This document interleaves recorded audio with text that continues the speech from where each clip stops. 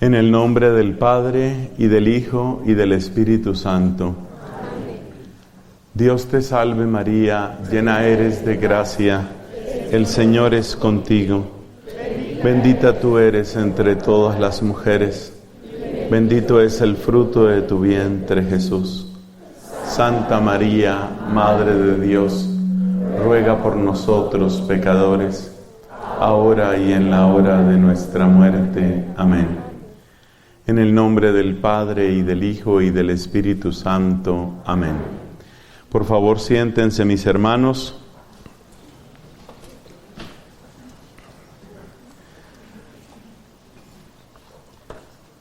Grandes santos nos han dicho que conocernos a nosotros mismos, según la ley de Dios, es un requisito indispensable para vencer el pecado y para que sea perfecto el triunfo de la gracia en nuestras vidas. Es necesario, es indispensable el santo conocimiento de nosotros mismos. Conocimiento que se logra cuando la luz de Dios va entrando más profundamente en nuestro corazón, porque hay muchas cosas que uno realmente no conoce de sí mismo. Y el grave problema de las cosas que ignoramos de nosotros mismos es que entonces podemos estar repitiendo los mismos errores, a veces toda la vida. Y además hay otra dificultad, y es que podemos estar haciendo daño a otras personas. Podemos estar lastimando o decepcionando a otras personas y ni siquiera nos damos cuenta. Por eso es indispensable pedir al Señor esta gracia de conocernos. En la Santa Misa, una de las cosas que yo observaba era estas luces tan potentes que tenemos en la parte superior, en el techo. Y pensaba en esa luz que viene de lo alto, la luz de Dios, y que esa luz nos permitiera conocernos. Porque, repito, hay errores que uno está cometiendo y tal vez no los ha visto, tal vez nadie se los ha dicho. Entonces necesitamos de esa gracia, de esa luz, para verdaderamente conocernos. Luz como esta luz, luz que viene de lo alto, que llega a nosotros y que nos permite conocernos, corregirnos. Y todavía te voy a dar otra razón por la que esto es tan importante, y es porque también hay talentos que están dormidos en nosotros. Dios hizo en mí maravillas, dice la Santísima Virgen María. Dios hizo en mí maravillas. Evidentemente, con esa gracia de Espíritu Santo que ella recibió, especialmente en el momento de la encarnación, ella pudo decir, Dios hizo en mí maravillas. Y yo te hago una pregunta. Tú ya conoces las maravillas que Dios ha hecho en ti, las reconoces. Y sobre todo, eres consciente de que esas maravillas no son para quedarse dormidas, sino para que den abundante fruto. Todos recordamos aquella parábola de los talentos, ¿cierto?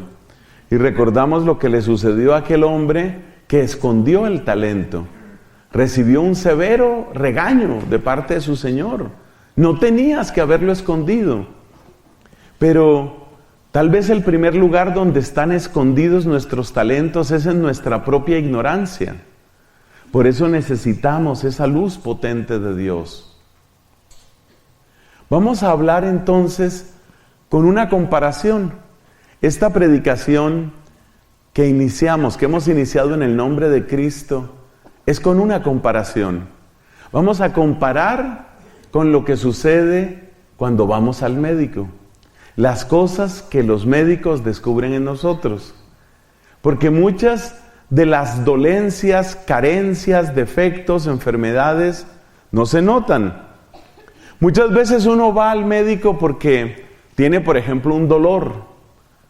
Tengo un dolor de cabeza que no se me quita. Esta rodilla me molesta.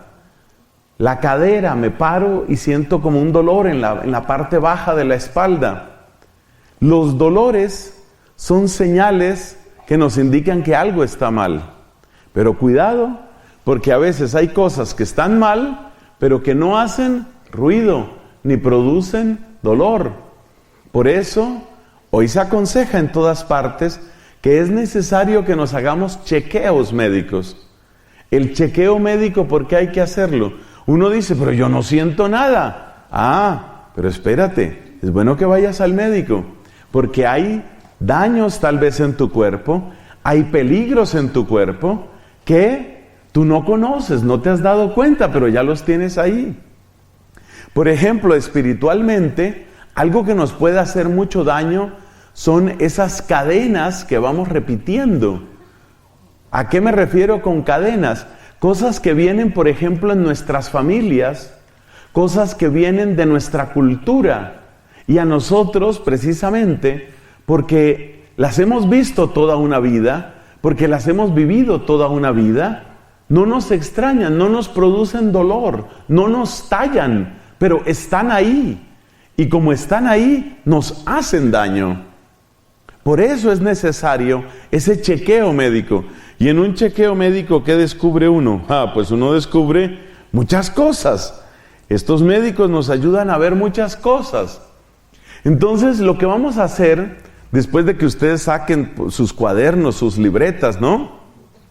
No se fíe, por favor, de su sola memoria. No haga eso. Usted ha hecho un largo camino para llegar a Williams, Arizona. Usted ha hecho un largo camino, usted ha hecho un esfuerzo. Me parece que mi camino fue un poco más largo. Yo tuve que salir Bogotá, Houston, Phoenix, Phoenix, Williams. Entonces yo espero que ya de aquí ya no me llevan para otra parte, que como que ya llegué. Espero que ya llegué.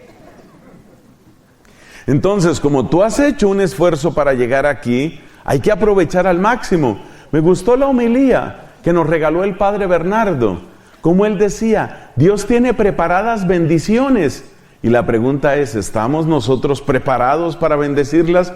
Por eso cada momento de nuestro retiro hay que vivirlo a fondo. Hay que vivirlo con amor, con intensidad, con fe.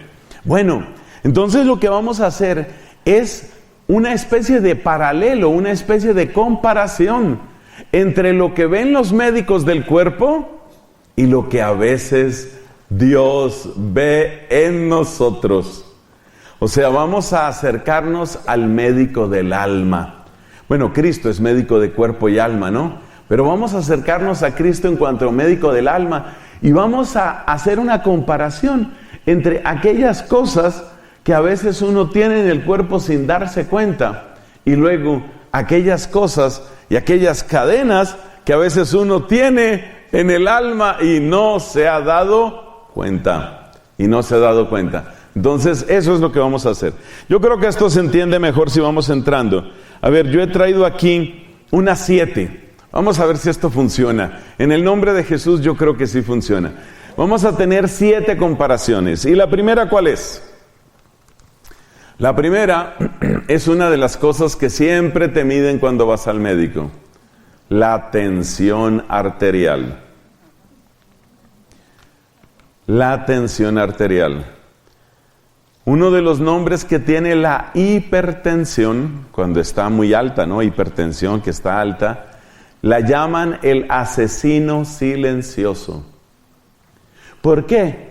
Hay veces que tú te das cuenta que tienes la tensión alta, porque sientes muy fuertes las palpitaciones, por ejemplo en los músculos, en las venas, de tu cabeza, o te dan dolores de cabeza, o tienes una sensación como de cierto ahogo, y tú te das cuenta de que tienes la tensión alta, pero no todas las veces. La tensión alta ha sido llamada por algunos médicos asesino silencioso, porque un problema de tensión alta puede afectar muchas partes de tu cuerpo, y en cualquier lugar donde la tensión alta produzca una ruptura, un aneurisma, una cosa de estas, vaya, no hablemos más de eso, es bien grave, especialmente si es en el cerebro, por supuesto. Tensión alta. Entonces por eso siempre nos miden la tensión y a veces nos hacen controles durante varios días o nos piden que nos tomemos la tensión arterial todos los días más o menos a la misma hora. ¿Cuál sería el equivalente espiritual Porque estamos haciendo un paralelo, ¿no? Una comparación. ¿Cuál es el paralelo? ¿Cuál es la comparación con la tensión alta? ¿Qué podríamos decir que es propio de esto que en el cuerpo es la tensión alta? Pues sabes, hay personas que tienen iras reprimidas. Hay personas que tienen una especie de pelea con la vida y están esperando el momento de desquitarse. Hay personas que sienten que los han mantenido, los han forzado a estar abajo y tienen ganas de sobresalir. Es algo que está como reprimido.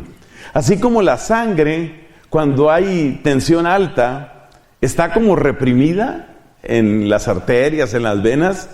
Así como la sangre está como reprimida en la alta tensión, así también nosotros hay cosas que llevamos como reprimidas en nuestra vida.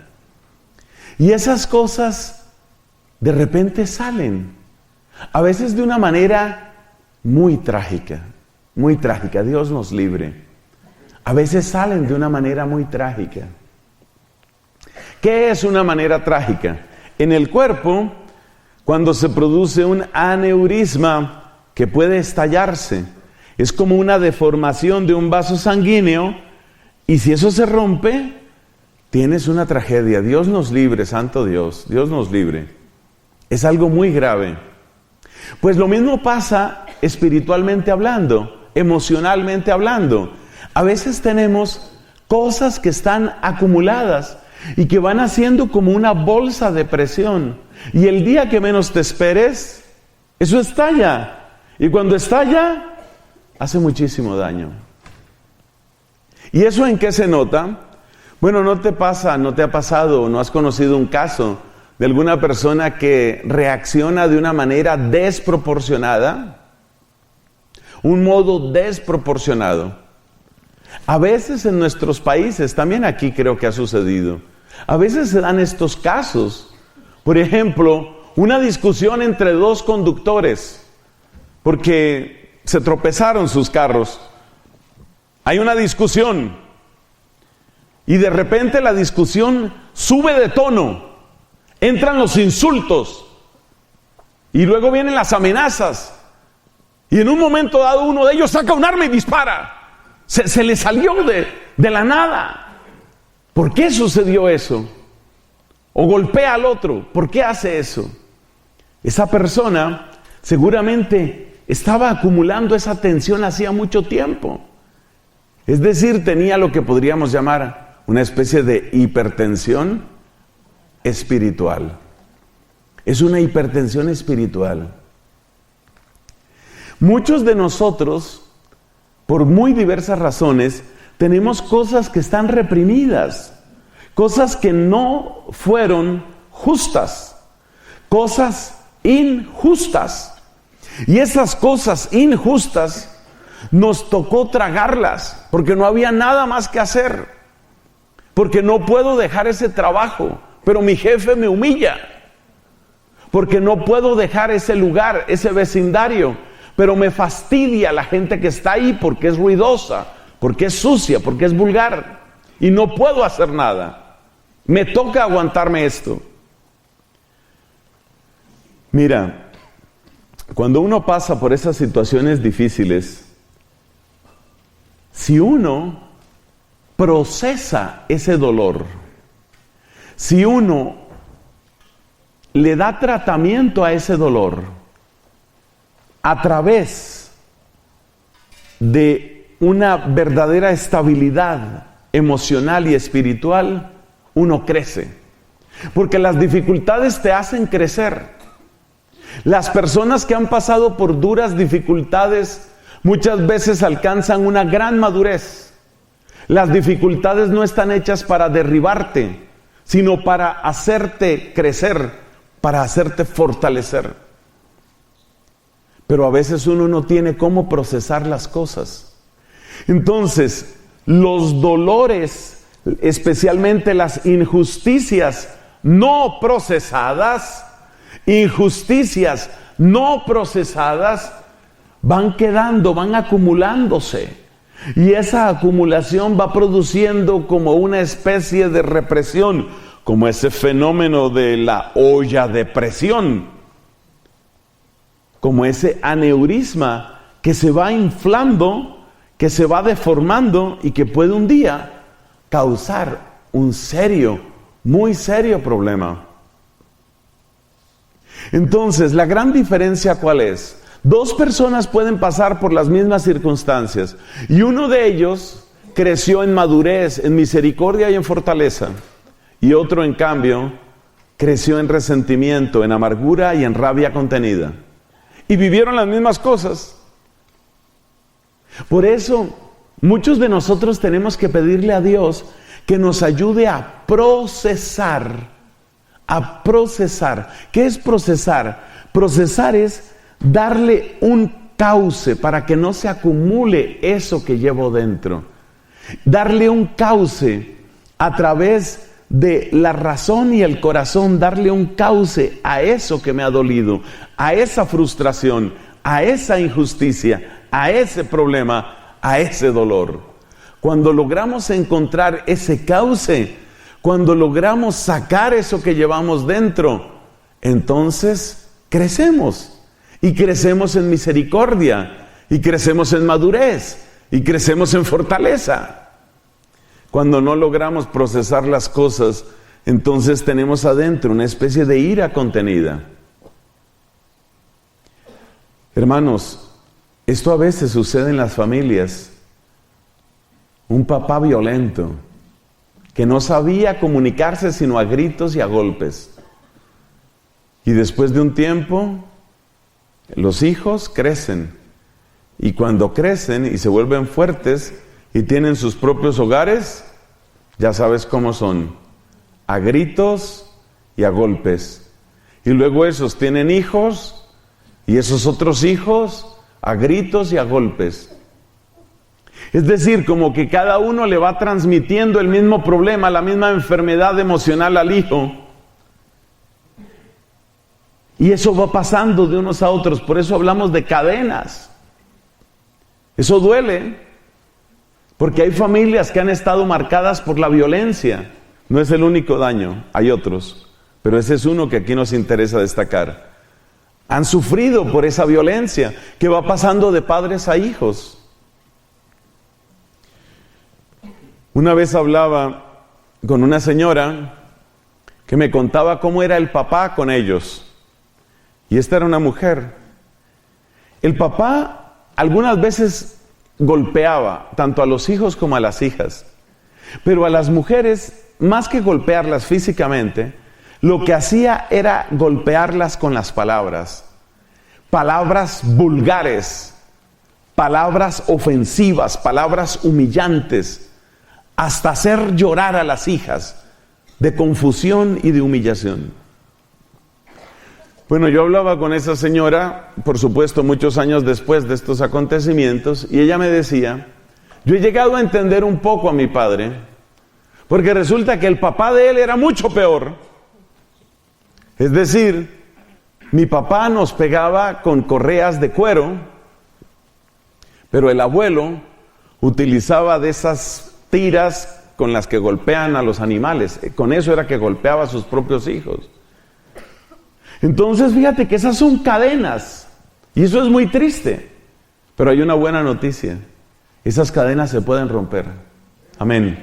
¿Amén? Amén. Esas cadenas se pueden romper, y eso es precisamente lo que queremos. No esconder los problemas, no esconderlos, no reprimirlos, sino saber que si nosotros, a la luz de Dios y con la fuerza de Dios, asumimos esas realidades, nosotros empezamos a vivir de una manera diferente, de un modo distinto. Esa cadena se puede romper. Hay que reconocer que hay ocasiones en que necesitamos ayuda profesional, quiero decir. Yo no voy a entrar aquí a decir qué porcentaje o qué casos sí o qué casos no. No entremos en ese detalle. Lo que sí te quiero decir es que sea que necesites ayuda profesional o no, En cualquiera de los dos casos, la solución empieza por reconocer que uno sí tiene esa represión, sí tiene eso contenido. ¿Y cómo se nota que uno lo tiene así contenido? Se nota porque a veces uno no logra dominar sus reacciones. Cuando tú sientes que pierdes el control, así sea por breve tiempo, y así solo te pase con algunas personas. Por ejemplo, yo he conocido casos de hombres que tienen este problema, pero son violentos únicamente con la esposa. Mira, así sea con una sola persona, y así no te pase todos los días. Si tú ves que tú tienes reacciones excesivas con alguien, así sea una sola persona, ahí hay algo que está reprimido. Puede ser con un hijo, con una hija, puede ser incluso contigo mismo. Esas personas que se golpean, que se hacen cortadas, como expresiones de odio a sí mismas. Cuidado con eso. No reprimas, no escondas. Después de esta predicación vamos a tener un tiempo de oración con el Santísimo. Y sabes lo que queremos, ¿no? Lo que queremos es que así como Jesús está desnudo y expuesto ante nosotros, así también nosotros desnudemos el corazón y le digamos, esto está dentro de mí. Entonces, ¿cómo hace uno para saber si tiene cosas reprimidas? Una señal es esa. Tienes momentos en que no logras dominarte. No logras. Cuidado con eso. Cuando uno no logra dominarse, a veces golpea, a veces insulta, a veces grita. A veces tiene como la necesidad de castigar al otro. Eso está indicando que hay algo reprimido en ti.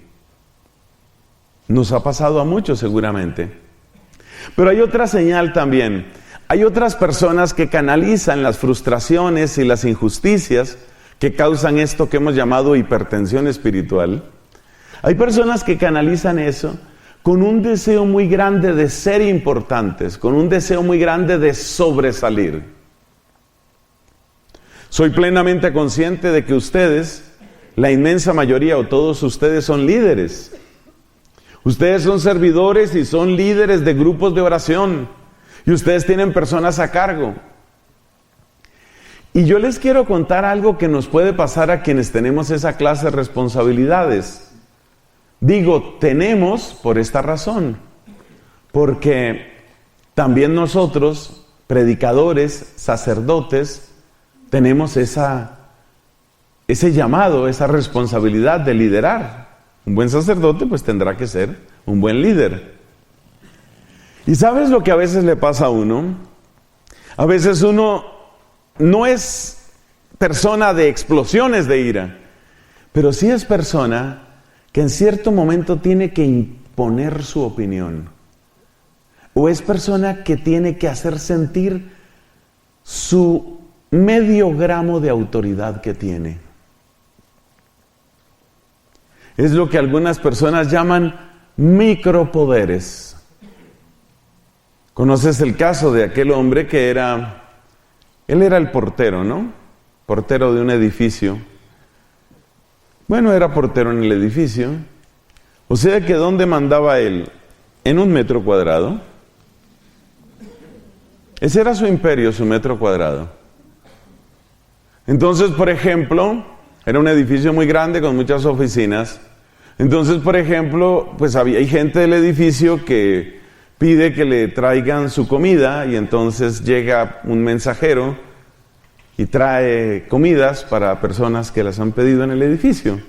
Y entonces entra la persona, llega el señor, el mensajero que viene en una moto, en una motocicleta, te estoy hablando de Colombia, pero creo que igual puede pasar en muchos otros países, llega en una motocicleta, el hombre tiene que entregar no sé cuántos almuerzos o comidas, tiene que entregarlos en 40 minutos, o sea que siempre tiene prisa, llega donde el portero y el portero lo detiene. Sí, ¿qué quiere? Que vengo a traer un pedido. ¿De qué empresa? Su manera de tratar a ese es dura. Él quiere hacer sentir ¿qué? Su metro cuadrado. Quiere hacer sentir su metro cuadrado. O sea, yo mando aquí, metro cuadrado. Yo soy el que manda aquí. Aquí no se deja entrar a nadie sin casco. Quítese el casco primero. Hágase a un lado, hágase a un lado. Dele permiso a la señora que va a entrar. Córrase allá, quítese ese casco. Ahora sí que era lo que quería. ¿Por qué tiene que utilizar ese lenguaje? ¿Por qué tiene que hacerse sentir? ¿Por qué? Es una persona que tiene algo reprimido. Muchas de esas personas, cuando hacen sentir su pedacito de autoridad, su metro cuadrado, a veces no es un metro cuadrado, a veces es una baldosa. Porque hay veces que hacemos sentir nuestra baldosa. Yo mando en esta baldosa. Porque es lo único que tenemos. ¿Tu baldosa cuál es? Tu baldosa puede ser, para ese señor era su portería. Y esa era la felicidad de él. Trancar la gente, detenerla, pedirle el documento. No, ese documento no se lo recibo. Pero es que, no se lo, mire, no insista. O sea, él era el dueño del edificio en ese momento, no insista. Nosotros también podemos hacer valer nuestro metro cuadrado.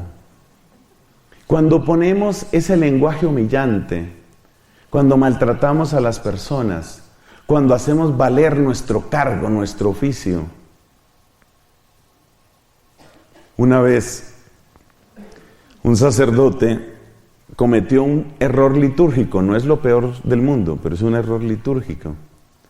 Sucede que este padre, cuando fue a la misa, no consagró el número suficiente de hostias. Realmente hubo una gran desproporción entre las hostias, número de hostias consagradas, y la asamblea. Entonces se le ocurrió una idea. Como sí había quedado de la preciosa sangre en el cáliz, él dijo, pues se le puede dar a la gente del cáliz. Pero como eran muchas personas, entonces se le ocurrió otra idea. Tomar hostias sin consagrar para humedecer en la sangre del Señor y repartirlo. Para muchas personas esa sería una buena solución. Resulta que eso no es ninguna solución. Porque una hostia sin consagrar es pan. Es pan. Entonces tú estás dando la sangre de Cristo con pan. O sea, igual hubieras podido tomar galletas, o hubieras podido tomar tortilla para dar la sangre de Cristo. Y por supuesto que si tú vas a dar la sangre de Cristo con una tortilla, tú dices, eso no se debe hacer. Pues es lo mismo, una hostia sin consagrar es como una tortilla, es lo mismo. Bueno, resulta que en esa misa había un laico de esta gente, porque cada vez hay más laicos que están más preparados. El laico se dio cuenta de lo que estaba haciendo el sacerdote, porque lo hizo muy abiertamente. Tráigame unas hostias, por favor. Señora sacristana, tráigame unas hostias allá. Vamos a repartir aquí con la preciosa sangre, a darle a todos. Y este hombre se da cuenta, eso no se hace, eso está mal hecho. Pero esto que te acabo de contar no lo saben muchos sacerdotes, porque este error yo lo he visto cometer a varios sacerdotes. Hasta de buena fe lo hacen, pero está mal hecho, eso no se debe hacer. Te repito, es lo mismo que dar la sangre de Cristo con un pedazo de tortilla, eso no se puede hacer. Terminada la misa, este laico se acerca donde el sacerdote y le dice, Padre, permítame un momento. Yo me di cuenta de lo que usted hizo. Sí, bueno, pero ¿qué pasa? Cuénteme, estoy un poco de afán, explique. El sacerdote siempre está de afán. Explíqueme, ¿qué pasó? Padre, con el debido respeto, eso no es correcto. La sangre del Señor no se puede dar junto con nada distinto. Puede darse con el cuerpo del Señor. O sea, si fueran hostias consagradas, por supuesto que sí. Pero si no son hostias consagradas, es pan. Entonces este hombre empieza a explicarle al sacerdote cosas que el sacerdote debería saber. Y el padre lo oye así como un poco confundido y un poco humillado, porque empieza a darse cuenta que el hombre como que sí tiene razón, ¿no? Entonces yo soy el sacerdote, él es el laico, pero él tiene razón, yo estoy equivocado. Mire, vamos a hacer una cosa. Aquí, ¿quién es el sacerdote? No, pues por supuesto que usted, padre, nadie se lo esté. Por eso, ¿quién es el sacerdote? ¿Quién es? ¿Quién es? ¿Qué está haciendo él? ¿Está haciendo valer su metro cuadrado? Son cosas que están reprimidas. Fíjate que la persona que está libre de esas represiones tiene autoridad, pero no tiene que estarla exhibiendo, ni tiene que estarla usando, y sobre todo, jamás maltratará a un pequeñito, a un humilde, a un pobre, jamás lo maltratará usando su autoridad. La autoridad, incluso lo que a veces llamamos el poder en la iglesia, si es que esa terminología se puede utilizar, no es para eso. No es para eso. Entonces, primera enfermedad, hipertensión. ¿Cuáles son los síntomas de hipertensión espiritual? Porque aquí estamos, es por el lado espiritual, claramente, ¿no? Por favor, no tomen esto como que ya fui al médico, ¿no? ¿Cuáles son los síntomas de hipertensión espiritual? Las explosiones incontroladas o es estar haciendo valer lo mío. A ver, ¿aquí quién es? ¿Quién es él? Repita después de mí. Repeat after me. ¿Aquí quién es el sacerdote? Usted. Y entonces, hacer valer la autoridad. Y yo te digo una cosa, cuando uno se pone a pensar en esa frase de San Pablo, ¿tú qué tienes que no hayas recibido? Que tienes un doctorado de teología, que eres sacerdote, que eres obispo, que eres el jefe, que eres el líder, que eres el encargado. ¿Qué tienes que no hayas recibido? Entonces, por eso necesitamos pedirle a Dios que nos ayude a procesar las injusticias, frustraciones, opresiones que hemos sufrido. Porque una injusticia bien procesada conduce a la humildad, la misericordia, la madurez, la fortaleza. Una injusticia mal procesada conduce a la amargura, la frustración y una palabra que es muy conocida en mi país, desquite, las ganas de desquitarse con la vida, como quien dice, ahora llegó mi oportunidad, ahora llegó mi momento, y en este metro cuadrado yo tengo mi pequeño imperio. Segunda, bueno, el ejemplo de la tensión alta nos invita a considerar el caso opuesto, la tensión baja. La tensión baja también es muy peligrosa, porque resulta que la tensión baja también puede obligar al corazón a que trabaje más de la cuenta. Si la tensión está baja, quiere decir que los niveles de oxigenación no son suficientes. Y eso quiere decir que el corazón tiene que trabajar más, y eso se nota todavía menos que la tensión alta. Entonces es un problema muy serio. Espiritualmente, ¿qué es esa tensión baja? Esa tensión baja a veces es la tendencia depresiva, la persona triste, la persona con baja autoestima, la persona que está bajo el peso de malos augurios, malos deseos, malas predicciones que le hicieron especialmente en su familia. Uno de los peores errores que se puede cometer en una familia es hacer predicciones negativas. Yo les quiero decir que las predicciones negativas prácticamente equivalen a maldiciones. Por supuesto, todo lo puede romper Cristo. Yo quiero insistir en eso. Todo lo puede romper Cristo. ¿Amén? Amén. Pero tengan en cuenta que las predicciones negativas, ¿qué es una predicción negativa? Ay, usted nunca va a hacer nada en la vida. Esa es una predicción negativa. Con esa manera de ser usted se va a quedar sola, mijita. Eso es como echarle una maldición. No es una maldición exactamente porque no se está invocando ningún poder negativo para destruir la persona.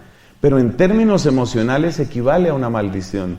Y si esas palabras salen de la boca de aquellas personas que son realmente importantes, que son fundamentales para nosotros, esas palabras nos hacen un daño espantoso. Por eso una de las cosas que tenemos que hacer cuando el Santísimo esté expuesto, una de las cosas que tenemos que hacer es entregarle a Cristo todas las palabras necias que hemos dicho, sobre todo las que se refieren al futuro.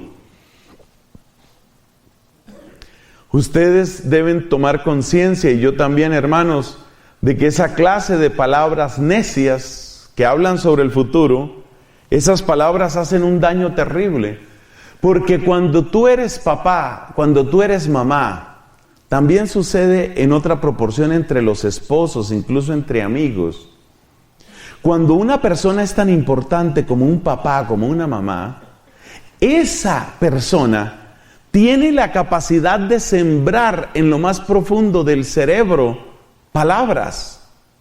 Y si las palabras que tú dejas sembradas en tu hija o en tu hijo son palabras de fracaso, son palabras de derrota, es como si esa frase, como si esa palabra quedara dando vueltas dentro de la persona, como si siguiera haciendo eco. Hay una cosa interesante que sucede en la ingeniería civil. Si tú tomas un tubo más o menos grande, y tú pronuncias una palabra, normalmente produce un cierto eco. Pero si tú estás a una gran profundidad, a una profundidad subterránea, y tú gritas alguna palabra, el sistema de comunicación de eso, por ejemplo, los alcantarillados, ¿no? Sewage, que llaman en inglés. Los alcantarillados que tienen verdaderas redes. Una palabra que tú grites puede propagarse incluso por centenares de metros, como si siguiera dando vueltas. Eso es lo que sucede en el cerebro humano. Es un error terrible que a veces por exasperación, a veces por impaciencia, cometen los papás. ¡Ay, pero qué torpe! Usted sí. Oiga, no hay dinero que le alcance, ¿no? Usted ningún dinero le alcanza. Muy mal lo veo, hijo, muy mal. Le va a ir muy mal así. Usted suelta esa palabra, usted es el papá, usted es la mamá, y esa palabra queda como en el sótano de esa persona, queda dando vueltas. Es un daño terrible. Otras personas que le dijeran la misma frase no le harían tanto daño, porque son palabras que estarían en un nivel más superficial. Pero el problema de las palabras de los papás, las mamás, el novio, la novia, el esposo, la esposa, es que cuando hay amor, nosotros abrimos con puertas muy profundas del corazón. Y entonces las palabras que nos dicen resuenan muy profundamente en el corazón. Por eso hay que tener mucho cuidado con lo que se dice. Y por eso hoy, delante de Cristo, tenemos que cancelar y retirar toda palabra necia que hayamos dicho. Y tenemos que cancelar y retirar toda palabra necia que nos hayan dicho. Es muy importante que hoy delante de Jesús tú digas estas palabras. Las diremos en su momento. Es muy importante que ante Jesús tú digas estas palabras. Tú, Señor Jesucristo, tú eres definitivo en mi vida. Tú eres el definitivo en mi vida. Tú eres el que marca mi historia. Tú eres el que define mi futuro. Por eso tú eres el definitivo en mi vida.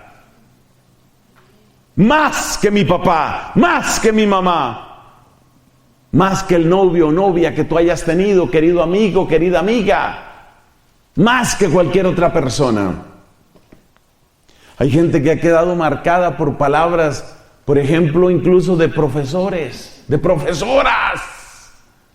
por allá de la escuela primaria, y han quedado marcados por palabras. Por eso es necesario romper esas palabras necias. Fueron palabras dichas en un momento de impaciencia. Fueron palabras dichas en un momento de exasperación. Pero esas palabras no pueden definir mi vida. Por eso es también tan importante que, sobre todo en las parejas, se acostumbren a pedirse perdón y a pedirse disculpas. Porque muchas de esas palabras que en un momento tal vez de disgusto, en una pelea conyugal se han dicho, esas palabras quedan dando vueltas. Por razones fisiológicas muy profundas, las mujeres son más afectadas por esto que nosotros los hombres. A ambos nos afecta, pero en la mujer es más profundo, porque el cerebro de la mujer está hiperconectado. El cerebro de la mujer tiene mayor cantidad de conexiones interhemisféricas y eso tiene una mayor repercusión. Por eso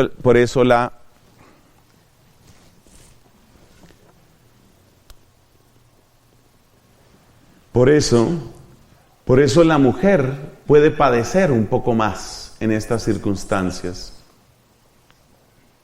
Entonces a eso es a lo que llamamos tensión baja. Llamamos tensión baja esa situación que se presenta cuando la persona tiene esta situación. Entonces la persona se siente sin fuerzas. Médicamente, cuando una persona tiene la tensión baja, pues la persona se siente como si estuviera pesada, se siente como desganada, como perezosa, es decir, apenas son las 9:30 de la noche y la gente perezosa. ¿En qué se le nota? En que la persona a todo te va diciendo que sí.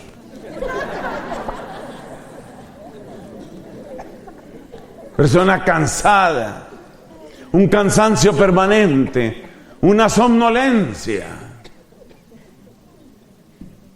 ¿Entendió? Entendí que. Entonces hay que darse cuenta de esas situaciones. Hay que darse cuenta. Eso es lo que llamamos tensión baja. Cuando nosotros hablamos de esa tensión baja espiritualmente, entonces la persona se siente desganada. Es el tipo de persona que se vuelve incluso pesimista en contra del don de la esperanza. Porque lo propio de nosotros los cristianos es el don de la esperanza. Entonces hay personas que tienen la tensión espiritual baja. Todo le ven problema. Oye, ¿y si hiciéramos una misión? No hagamos eso. No. Tiempo perdido, eso no se haga. No se haga nada, mejor no hacer nada.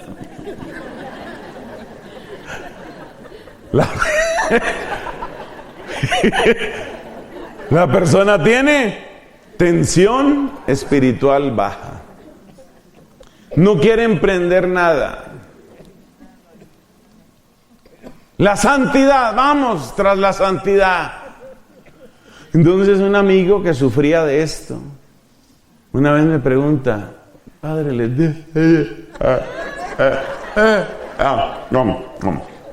tengo una pregunta. Yo hice caso omiso del tremendo bostezo, que yo no sabía si se iba a comer el mundo o qué era lo que iba a hacer.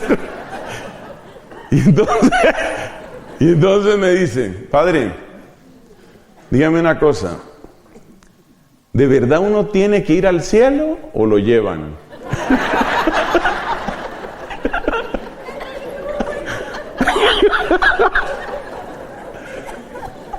¿Ves? ¿Qué ayuda para la tensión espiritual baja?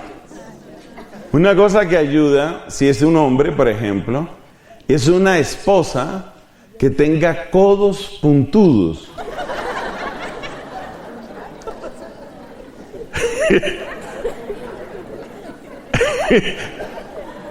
Bueno, entonces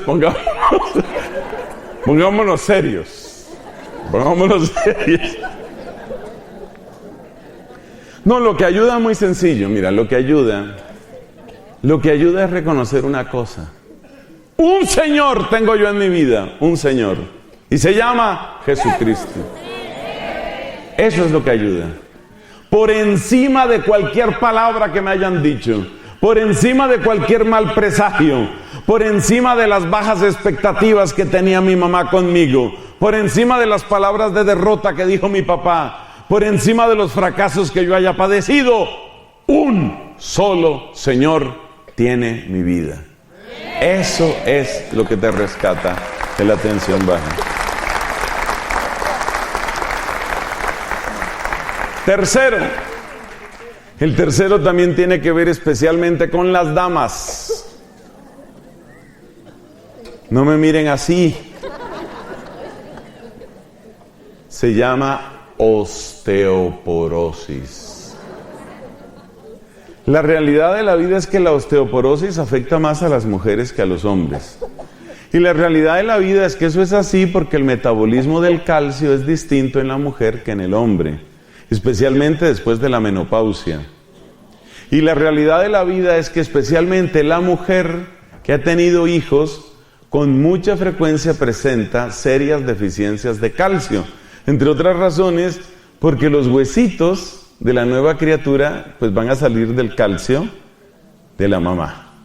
Entonces por eso tantas veces se les recuerda a las mujeres: necesitas calcio, cuidado con el calcio, por eso. Bueno, todos sabemos lo que es la osteoporosis, el nombre lo indica, ¿no? Es como tener huesos porosos, así se puede acordar uno, como tener huesos porosos, es decir, huesos que fácilmente se pueden quebrar. ¿Qué es la osteoporosis espiritual? La osteoporosis espiritual se manifiesta como fragilidad. Esa persona que se entusiasma, tú te acuerdas la parábola del sembrador, ¿no? Dice Jesús que había unos que recibieron la palabra con mucha alegría. Llegó la palabra, bravo, la palabra. Al otro día, no sé si la palabra será para mí, no sé. ¿Ve? Es una persona inestable, es una persona frágil. No te puedes apoyar mucho en esa persona. Esa persona asiste a un retiro espiritual. Y en el retiro espiritual esa persona sale impulsada, gozosa. Ahora sí vamos a evangelizar este país, caray. Ahora sí, vamos a convertir el mundo. ¡Mundo! Allá voy. O sea, la persona entusiasmada. Una semana después del retiro en Williams, Arizona. Oye, ¿y la conversión del mundo? No, ahí vamos, ahí poco a poco.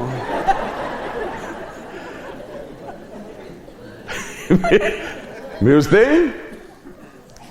Entonces hay inestabilidad, hay fragilidad. Y es lo mismo que pasa cuando los huesos están porosos. Dios nos guarde, ¿no? ¿Por qué? Porque cuando los huesos están muy porosos, tú no puedes fiarte de esos huesos. Se te pueden quebrar, en serio se te pueden quebrar. En casos graves, casi cualquier cosa ocasiona una fractura. Es muy peligroso. Y lo más triste y lo más doloroso de la osteoporosis es que no se va a presentar en los huesos, o no se presenta en los casos más graves, en los huesos que son fáciles de enyesar o de fijar. Piensa tú, y que Dios nos libre, piensa tú un problema de cadera, por ejemplo.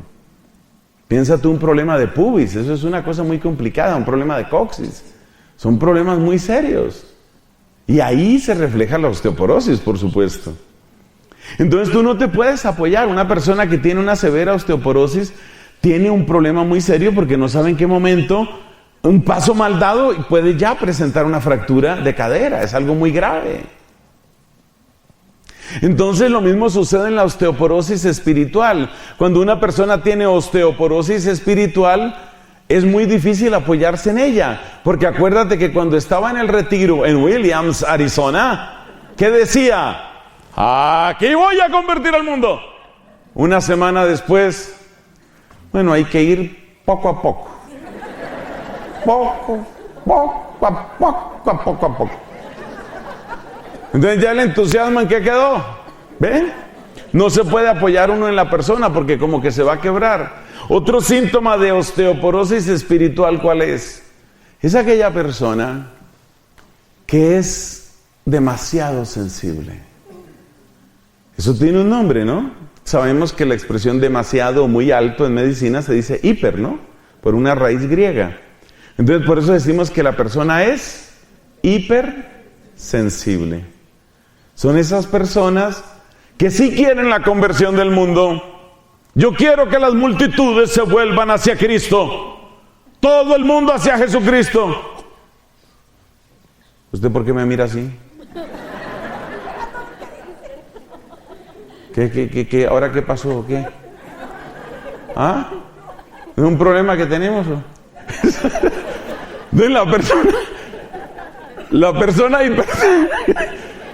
persona hipersensible, y la señora se preocupó. La persona hipersensible es como persona con osteoporosis. Tiene grandes deseos de hacer grandes cosas, pero apenas se presenta la primera dificultad, ya se quebró. Se rajó, como dicen en buena parte de México, lindo y querido, ya se rajó. Entonces, fíjate, ¿qué le pasa? Tiene osteoporosis espiritual. Pero hay tantas cosas por hacer, sí, pero es que no sé. Antes en el grupo había como otro ambiente, pero ahora va uno y no sé. Uno como que mira y no sé, como que me miran. No sé.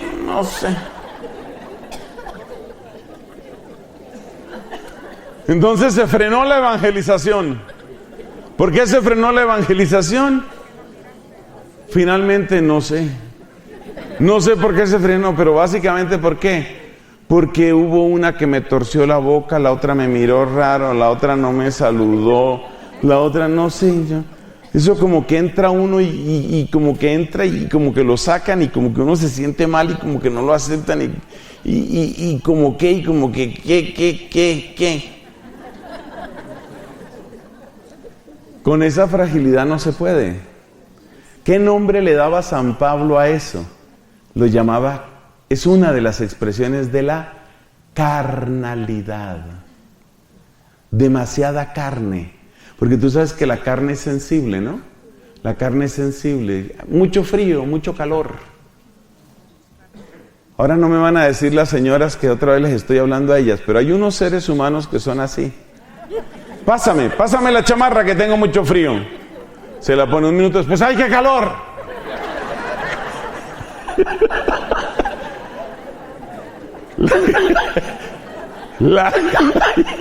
La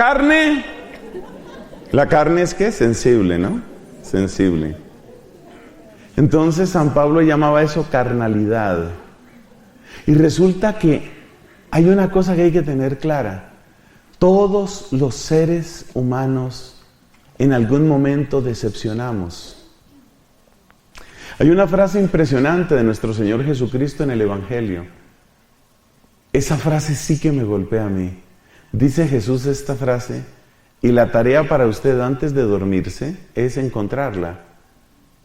La frase dice, dichoso el que no se escandalice de mí, dice Jesús. Dichoso el que no se escandalice de mí. Prueba de que hay gente que sí se escandalizó de Jesús. Gente que se retiró del Evangelio porque les pareció que Jesús era muy exagerado.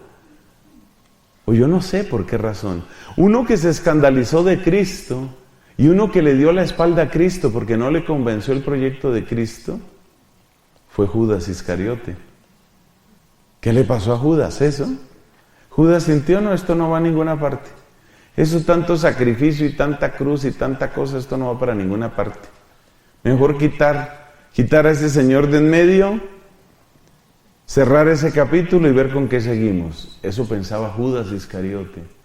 Entonces la osteoporosis espiritual, ¿qué es? Es como una especie de fragilidad, una especie de hipersensibilidad que hace que la persona realmente no pueda emprender nada serio.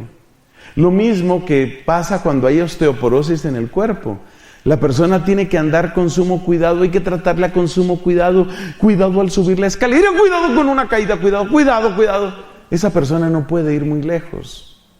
Pero bueno, de la osteoporosis corporal puede haber muchas causas. Aquí estamos hablando de la osteoporosis espiritual. Y la osteoporosis espiritual, ¿de dónde viene? Viene de esa hipersensibilidad y de esa fragilidad. ¿Cuál es el remedio? Porque estamos comentando remedios, ¿no? ¿Cuál es el remedio que puede haber para eso? Hay grupos de oración donde se entra esta hipersensibilidad. ¿Cuál es un síntoma de que empezó a entrarse la hipersensibilidad en un grupo? Cuando tú empiezas a hablar demasiado del pasado. Ay, es que esos tiempos aquellos, esos sí eran. Ay, hacíamos unas vigilias, había unos cantos, mira, había una unción, se sentía una unción tremenda. Era una cosa fuerte, era una cosa potente, era una cosa muy grande, eso se sentía algo muy... Ahora no, ahora uno va y no, por ahí está la gente, pero no, ya no es lo mismo. Mira, cuando dejamos entrar la nostalgia, nos apegamos a lo que Dios hizo, pero cerramos los ojos a lo que está haciendo.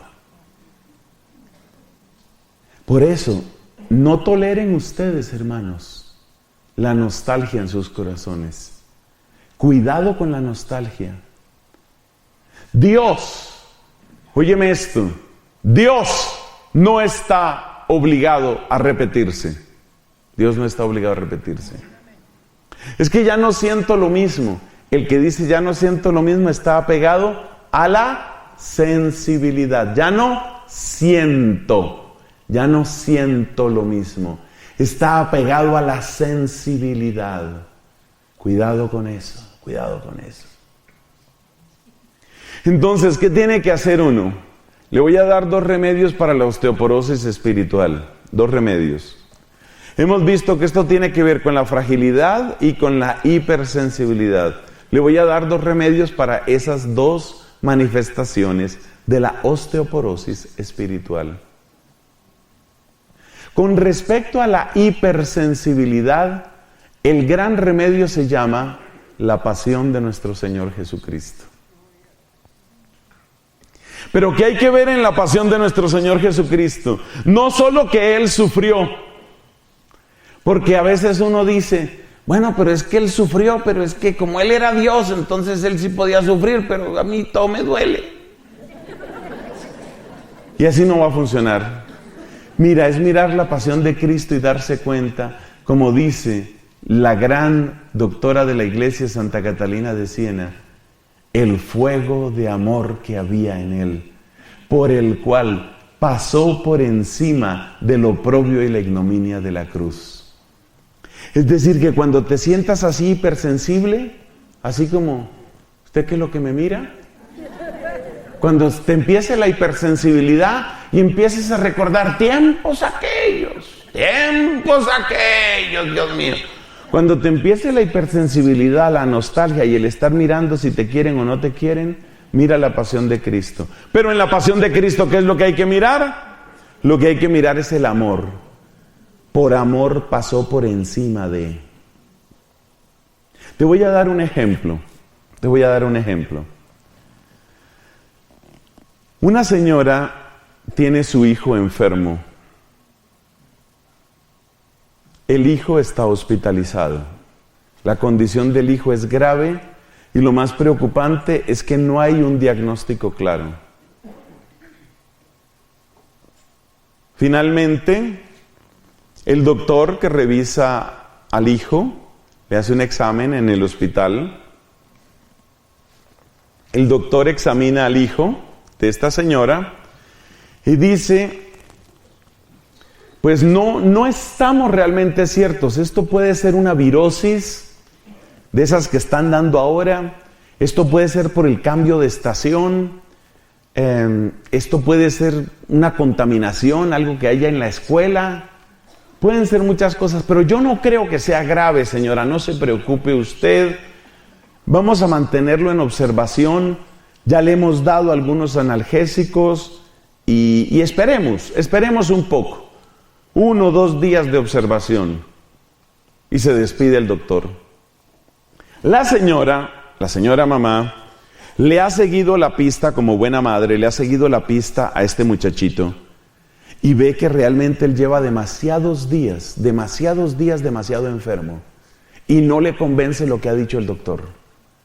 Ella no es médica o médico. Ella no es médica. Pero no le convence lo que ha dicho el doctor. Ella no está convencida de eso. Entonces ella saca una conclusión en su cabeza. Yo necesito oír opinión de otro médico.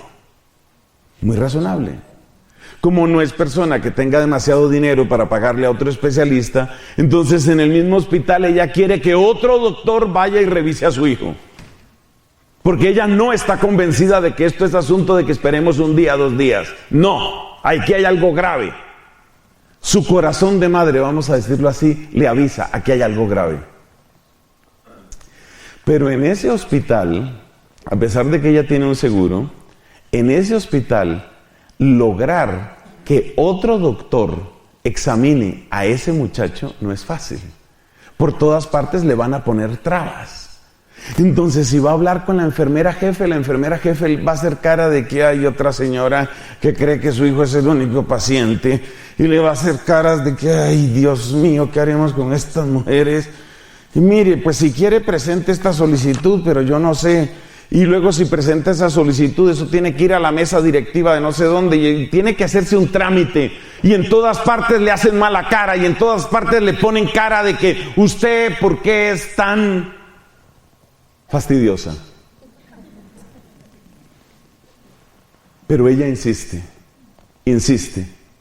4 horas después, de oficina en oficina, moviendo papeles, haciendo llamadas, llamando a la aseguradora. 4 horas después está otro médico revisando al niño. Y dice, señora, yo creo que usted tiene razón. Esto no es tan sencillo. Parece que estamos frente a una peritonitis que está empezando. Ustedes y yo sabemos que una peritonitis en cosa de horas puede ser demasiado grave. ¿Qué hizo esa señora en esas 4 horas? Podemos decir que le salvó la vida al hijo. ¿Qué tuvo que hacer para salvarle la vida al hijo? Aguantar malas caras. ¿Le dolió, le importaron las malas caras? No. ¿Por qué? Por amor. Ese es el ejemplo que quería que entendiéramos. Cuando uno tiene amor, a uno no le importan las malas caras. Que me van a ver mal, que quién sabe, que ahora, y ahora usted, ¿por qué así? ¿Por qué me mira así como que, ¿qué le pasó? Como decía por allá un amigo allá en mi país, ¿y usted por qué me mira así? ¿Se le perdió uno igual?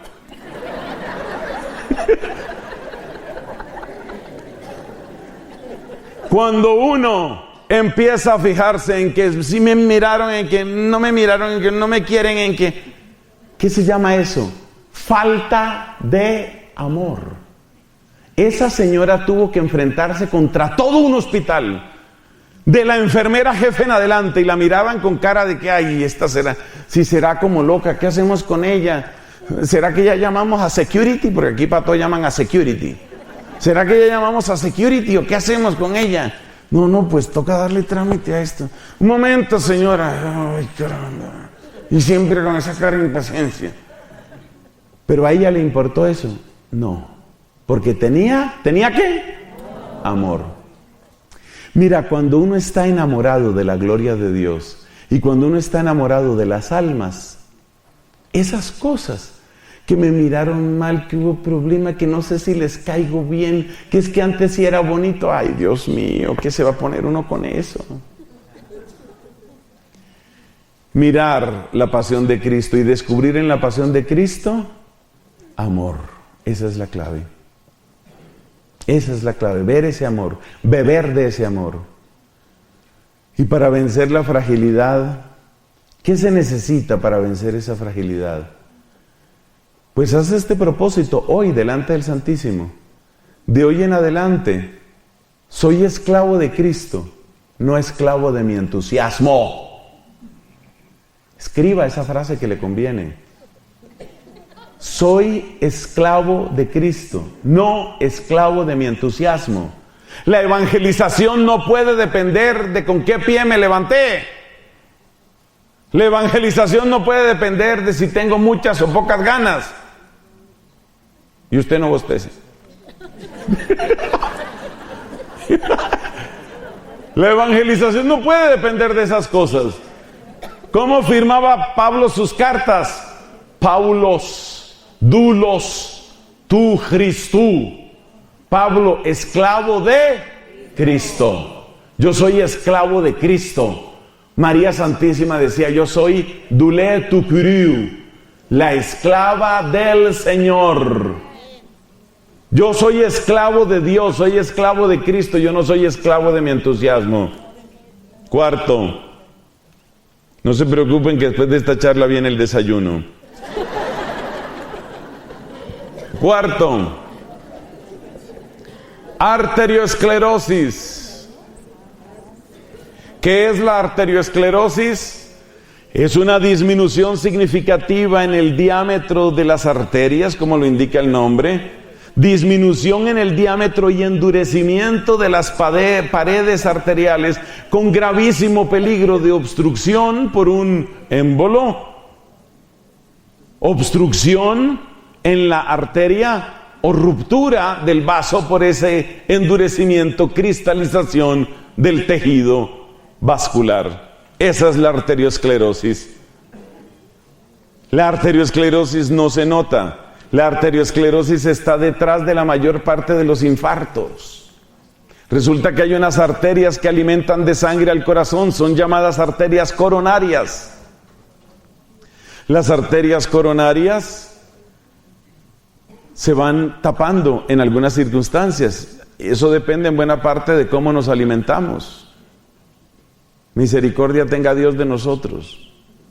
Entonces, la arteriosclerosis supone que se va achicando el diámetro como acumulación de sedimento, que va achicando el diámetro de la arteria y que va cristalizando su tejido. ¿Qué es la arteriosclerosis espiritual?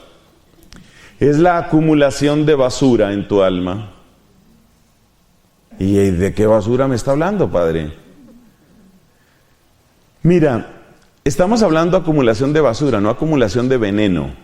Veneno se llama el pecado mortal, porque se llama veneno porque mata. El pecado mortal es veneno. Entonces, ¿el pecado venial qué es? Basura. La mediocridad consentida y repetida es la basura que se va acumulando en las arterias, no de tu cuerpo, sino de tu alma. La basura. El pecado venial repetido y consentido, la mediocridad consentida y repetida, esa es la basura que se va acumulando y que hace que cada vez circule menos en tu espíritu el poder de la sangre de Cristo. El corazón de la iglesia es nuestro Señor Jesucristo. De Él sale toda la fuerza, de Él viene toda la sangre. Pero esa sangre a veces no circula adecuadamente por nosotros porque tenemos arteriosclerosis. Y la arteriosclerosis espiritual, ¿qué es? Acumulación de basura. ¿Y qué es la acumulación de basura? Acumulación del pecado venial.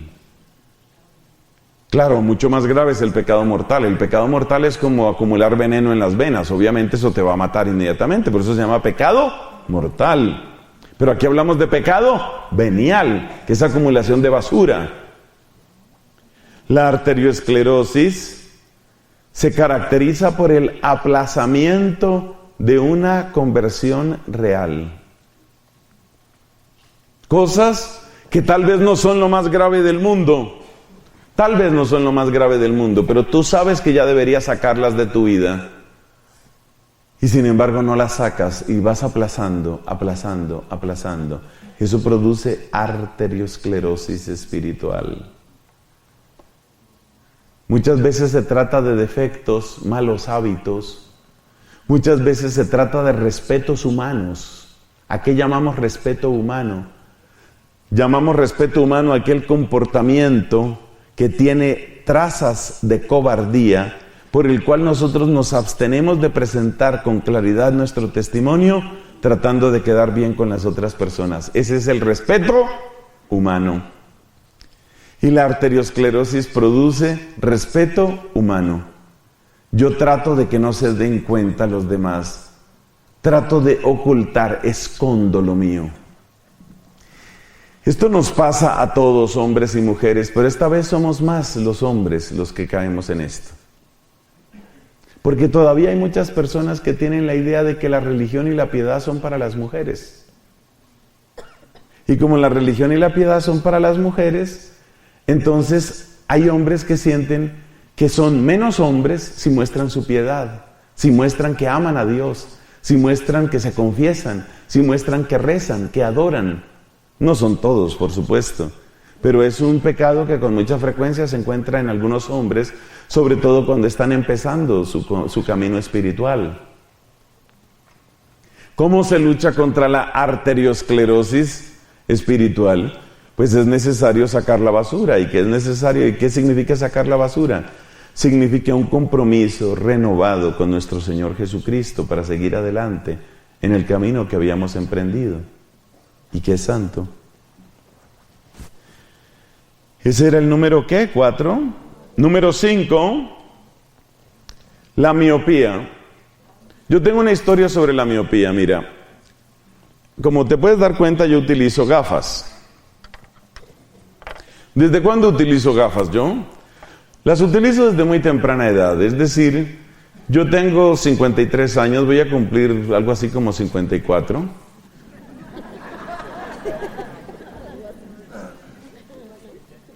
Hace 40 años yo utilizo gafas. Pero lo mejor de esta historia es cómo me di cuenta, o mejor dicho, cómo se dio cuenta mi familia de que yo necesitaba gafas. Eso fue una historia hasta simpática. Resulta que yo tenía que tomar un bus, fui a estudiar a casa de un compañero y tenía que tomar un autobús para devolverme a mi casa. Y resulta que mi casa queda cerca de un barrio en Bogotá, bueno, la casa paterna, y obviamente ya ni vivo yo, ni vive nadie de mi familia ahí, en un barrio de Bogotá que se llama Los Andes.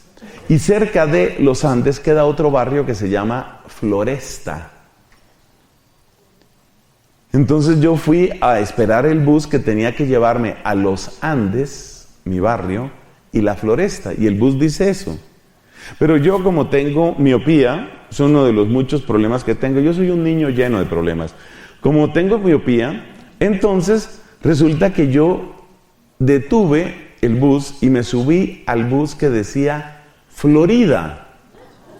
Florida es un barrio completamente distinto que queda lejísimos de la casa de mis papás. Yo era un niño inocente. Oh, tiempos aquellos, era un niño. Ese niño se subió al autobús que decía Florida y resulta que yo necesitaba el bus que tenía que decir Floresta. Bueno, esa anécdota se recuerda en toda mi familia porque entonces fui a dar... Bogotá es una ciudad grande, no es tan grande como Ciudad de México, pero es una ciudad inmensa. Tiene casi 8 millones de personas en este momento. En ese tiempo debía tener unos 4 millones o algo así, o 5, no sé. Y yo fui a dar a un rincón, pero por allá, yo no sé qué parte de Bogotá.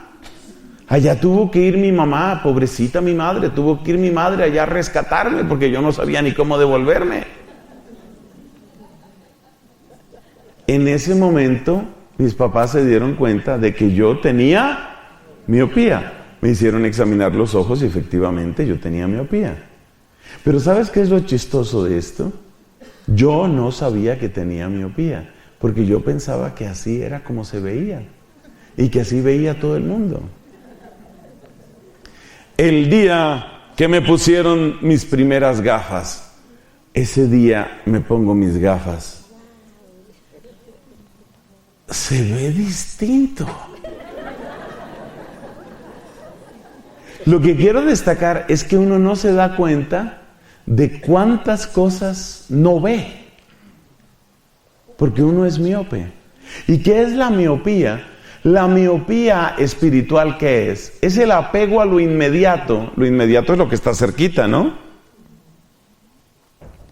¿Qué es la miopía espiritual? Es el apego al pequeño mundo.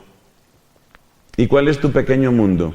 Todos tenemos un pequeño mundo y el mundo grande. ¿Tu pequeño mundo cuál es? Pues tu pequeño mundo son tus amigos, tu familia, tus hijos, tus nietecitos, esa sobrina que está enfermita, ese hijo que tiene problemas en el matrimonio, además una cuñada que parece que le encontraron cáncer. Eso es importante, eso es bello y hay que darle importancia al mundo pequeñito. El mundo pequeñito es importante, pero el problema está en que uno se quede solamente en el mundo pequeñito. Entonces hay personas que en el grupo de oración, todos hemos conocido a esas personas. Bueno, hagamos unas peticiones a nuestro Señor. Señor, te pido por Fifi. La gente se mira así un poco. Tú sabes las alegrías que esa perrita nos ha traído. Señor, sana esa cojera de Fifi.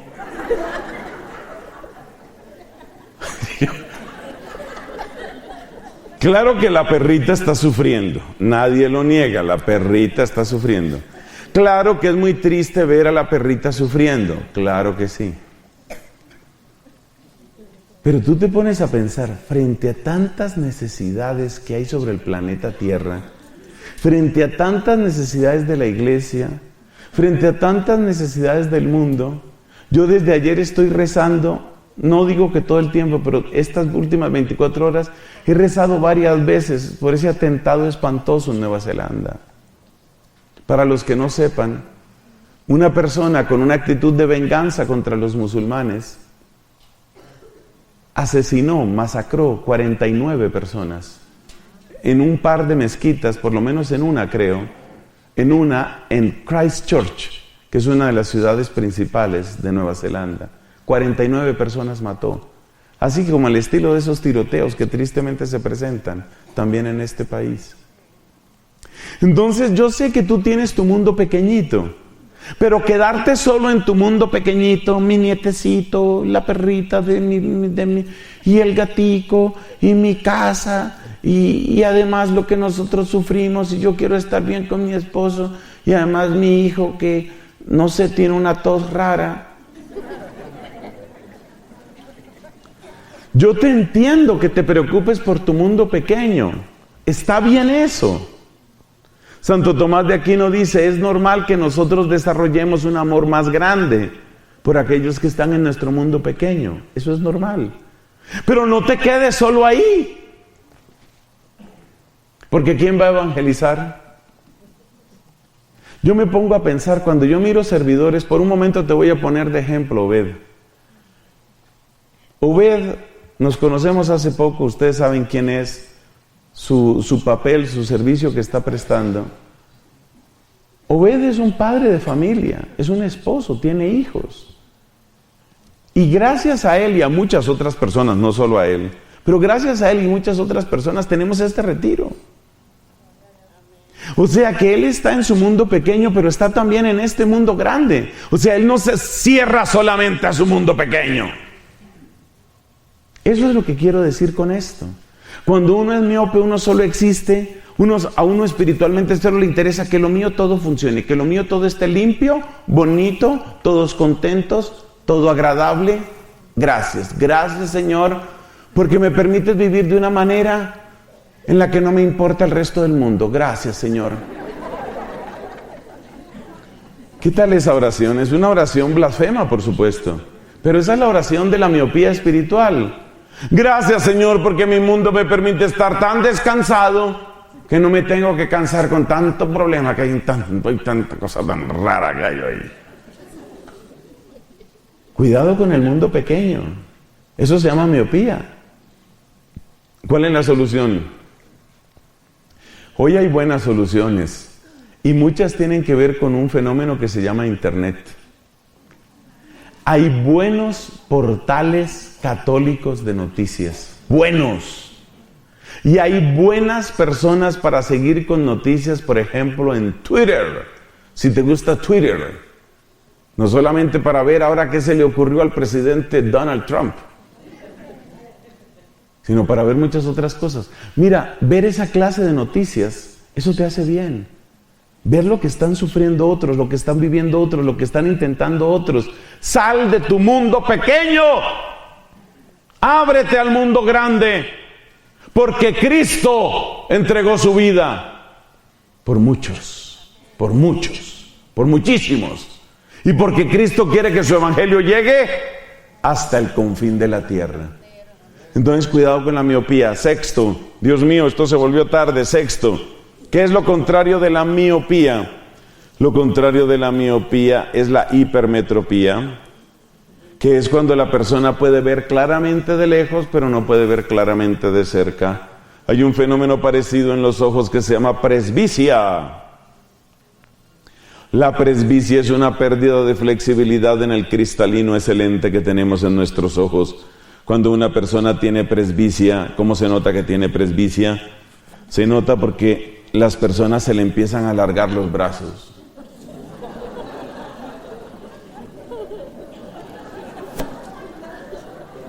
Esa es la presbicia. ¿En qué consiste la presbicia espiritual? Respuesta. Presbicia espiritual es exactamente lo contrario del fenómeno de la miopía espiritual. El miope espiritual solo está pendiente de que mi pequeño mundo todo funcione. A ver, que los cojines no se percudan, que Fifi esté contenta, que mi nieto sea el primero de la clase, que todo me salga bien, que mi casa sea una tacita de plata, que yo pueda vivir tan contento que no me importe nada. Esa es la miopía espiritual. ¿Y la presbicia espiritual qué es? Esas son aquellas personas que están muy preocupadas por evangelizar el mundo, pero maltratan a los que tienen en casa. Y eso tampoco puede ser. Ese es otro desequilibrio. Y eso también pasa a veces en los líderes. Yo he conocido a lo largo de mi vida, que ya les dije que tengo 53, pero no sé cuál es la edad que sigue. A lo largo de mi larga vida, yo he conocido ya 3 casos que me han dolido mucho. De grandes líderes, bueno, líderes, vamos a decir, notables, dentro de la renovación carismática. Y buenos predicadores acabaron separándose de la esposa. ¿Por qué? Por eso. Porque está muy bien que tú te preocupes de las maravillas de la evangelización del mundo, pero un momento, tus hijos te necesitan, tu esposa te necesita. Y hubo otro caso que conocí de un líder que era un gran predicador, de los mejores predicadores laicos que yo he conocido. Y resulta que en alguna ocasión tuve que hospedarme en la casa de él. Esto sucedió en otro país, no en este. Para que no empiecen ustedes a hacer especulaciones. Bueno, me tocó hospedarme en la casa de este gran líder carismático, gran predicador. Llegamos tarde a la casa de él. A esa hora, ellos tenían empleada doméstica. A esa hora la empleada ya estaba acostada, cosa que era perfectamente explicable porque era tarde. Bueno, este hombre, no les miento, prácticamente a gritos hace levantar a la señora que les trabaja para que caliente alguna cosa, para que podamos comer, para lo que sea. Sin llegar al acoso laboral, realmente una persona muy maltratadora y muy humillante con la empleada del servicio. Pero tú vieras los sermones que da ese hombre sobre la caridad, eso es una belleza. Amor, amemos, importante que todos nos amemos. Bastante, que amemos bastante. Pero luego, en la casa, otra cosa. Cuidado con eso, eso se llama presbicia. Por eso es muy importante que nosotros también nos revisemos en eso. Es muy peligroso cuando uno empieza a cambiar el lenguaje. Cuando uno tiene un lenguaje para afuera y otro lenguaje adentro. Muy peligroso. La última. Señoras y señores, llegamos a la última. La última es un poquito más sutil, pero es que me ha gustado mucho. Como ustedes saben, hay distintos tipos de diabetes. Hay una que se llama la diabetes 2. ¿La diabetes 2 en qué consiste o por dónde empieza? La diabetes 2 empieza por un síntoma que se llama resistencia a la insulina. Así que permítanme una pequeña explicación sobre qué es lo que hace la insulina en nuestro cuerpo. Espero hacerla correctamente porque yo médico no soy. Espero hacerla bien. Una de las cosas que hace, porque hace varias, pero una de las cosas que hace la insulina es administrar el potencial energético del azúcar en el cuerpo. Eso quiere decir que la insulina hace que cuando tu cuerpo necesite energía, entonces la pueda obtener de los azúcares que son la fuente predilecta de energía. Eso se procesa, entre otros lugares, en el hígado. Pero la insulina no proviene del hígado, sino de unas células que se encuentran en el páncreas. O sea, realmente el cuerpo humano es una maravilla. Entonces, ¿qué pasa? Que la insulina es la que administra el potencial energético del azúcar en el cuerpo. Vamos a ponerlo de esa manera. Pero ¿qué pasa cuando uno come muchas harinas, como tal vez nos ha pasado a algunos? Cuando uno come muchos dulces, ¿qué pasa? Que se acumula tanta azúcar que cuando la insulina manda la orden para que se procese ese azúcar y produzca energía, el cuerpo no está demandando, no está necesitando esa energía, y la orden que da la insulina para neutralizar ese azúcar o para procesar ese azúcar se pierde. Con el paso del tiempo, el cuerpo se vuelve resistente a la insulina. ¿Eso qué quiere decir? Eso quiere decir que tu cuerpo cada vez está produciendo más insulina para tratar de procesar el exceso de azúcar, pero como no logra procesar el exceso de azúcar, tu mismo cuerpo se vuelve resistente a la insulina. Está como muy complicado eso. Pero ¿sabes lo que pasa? Que ¿por qué es grave la resistencia a la insulina? Porque tú en un momento dado puedes tener muchísima energía en tu cuerpo en forma de enlaces de azúcar y sin embargo no tienes cómo sacar esa energía de ahí y te sigues sintiendo pesado, cansado, somnoliento, incluso con necesidad de más dulce para tratar de producir esa energía. Entonces, por supuesto, la adquisición, la ingesta de ese dulce adicional, lo único que hace es empeorar tu situación. Este ciclo destructivo conduce a algo que se llama diabetes. Ese tipo de diabetes se llama diabetes 2. Espero haberlo explicado correctamente. Bueno, ¿y eso qué tiene que ver? Ahora sí está, las otras eran como más fáciles. Y ahora, ¿cómo es la diabetes espiritual? ¡Dios mío! ¿Sabes en qué consiste? Consiste en que las fuentes de energía ya no te funcionan. Esa es la diabetes espiritual. Entonces, por ejemplo, tú entras en una oración y esa oración que debería darte la energía espiritual, no te la da, porque te volviste insulinoresistente. Eres resistente a la insulina. ¿La insulina qué es? La fuerza espiritual que Dios te quiere dar. ¿Cómo te da fuerza espiritual Dios? En la oración, en la adoración, en los sacramentos, en el retiro espiritual. Cuando tú empiezas a sentir que esas cosas no tienen ningún impacto en ti, tal vez has desarrollado diabetes espiritual. La diabetes espiritual existe, queridos amigos. Y bueno, ¿y qué hace uno con la diabetes espiritual? Ya es bastante complicada la diabetes corporal, bastante complicada. Pues el paralelo es tan grande que el mismo tipo de remedios que se utilizan para los comienzos de la diabetes corporal te sirven para la diabetes espiritual. ¿Qué tipo de remedios? Hay dos cosas sobre todo que nos recomiendan a los que estamos en ese peligro, porque yo, por ejemplo, estoy en ese peligro. Hay dos cosas que nos recomiendan. Se necesita que comas menos azúcar, menos dulce, y se necesita que tengas mayor actividad física. Son las dos cosas que se recomiendan. Si tú estás en los comienzos de ese ciclo destructivo que podría acabar en una diabetes 2, si tú estás en los comienzos, estás todavía a tiempo para hacer lo que tienes que hacer. Y lo que tienes que hacer es menos dulce, eso incluye menos harinas, menos dulces y más actividad física. Traslademos eso a nuestra espiritualidad. ¿Qué significa eso desde el punto de vista espiritual? Eso quiere decir, menos dulces quiere decir, no dependas de los consuelos espirituales.